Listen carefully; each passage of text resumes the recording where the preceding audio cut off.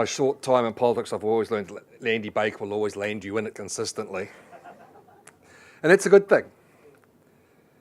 So a summation of tonight. Well, first of all, this is the first Auckland conversation that's come out of the CBD. So well done you, Pookie. You're interested, you're keen, you're passionate about your area. That's why we love you so much. And that's why this is probably the best rural area in the city. And unquestionably, that's probably maybe part of our DNA. And I think thinking about that DNA is going to be really important for us as we grow forward. You know, what do we actually want? The population's going to keep coming.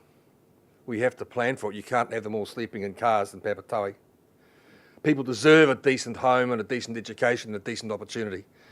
And the whole of the city has to be part of that. We need to do our bit, and we are doing our bit with that.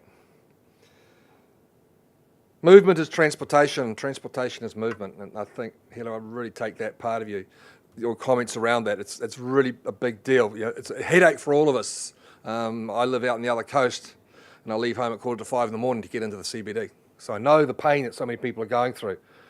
And I've seen what it's like in Drury and Takanini and experienced the underfunding that's gone with that. And that's something that we have to continue to work on.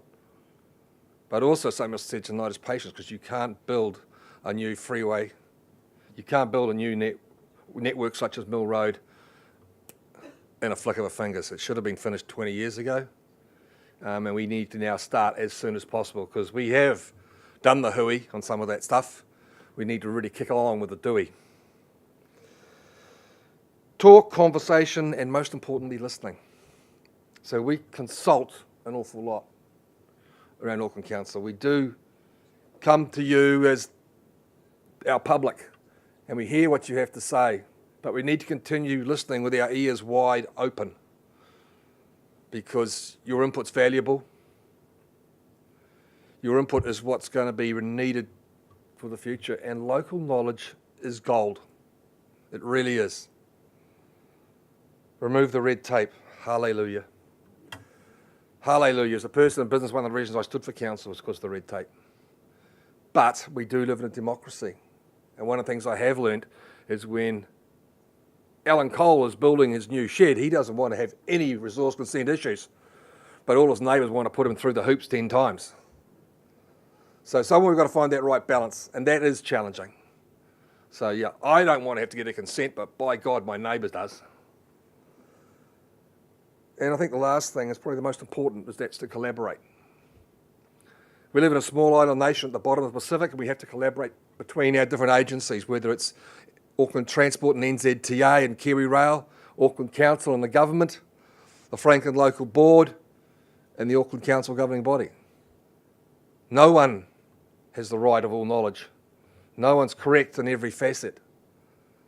But we all have something to put in, we all have value.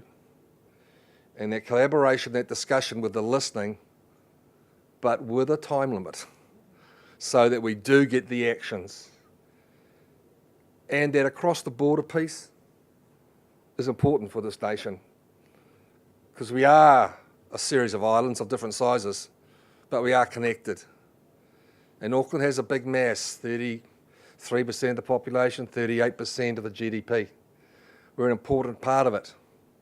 We need to ensure that we play that role with maturity and common sense. Hela, thank you so much. And John, it's really valuable. And I've had my eyes opened, and I think we all have in this room. To our panellists, John, my good Australian friend Cynthia, I'm going to be more cautious of what I say to you now that I've learnt that you're a killer. And to Quinn, representing the successful private sector. Now, there's a person who's actually built real stuff. And that's someone I always want to listen to, someone who's actually been there and done that and faced it in the real world. So thank you, team. We value your input. And of course, last but certainly not least, Mr. MC Magnificence, personified Andy Baker. Thanks, mate. It's always a pleasure working with you.